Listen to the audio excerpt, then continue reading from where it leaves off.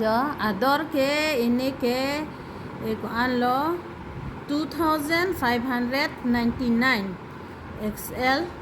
la so choy ke online lo in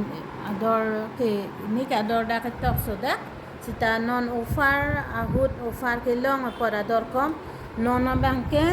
649 rupees va la se ya choy ke chi imesen lang mesen jo churuni ta indugo nili bichoy ke cholda voram side jo nil voram si pajir hello pardon hello nasi lang mesen konte komen ang pirultha nili video ke lang ada do an khanta pini ke jo ni bichoy ke kon sunani napakla ji je pi je pot do an khanta la so choy do ke 2049 na choy sitamin non offer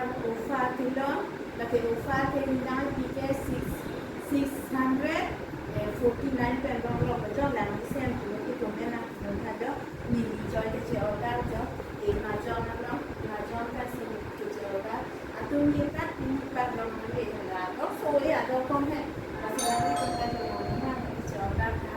na lo jo ni e ma jo an ta ni na ka le lo jo na le ro ka non che na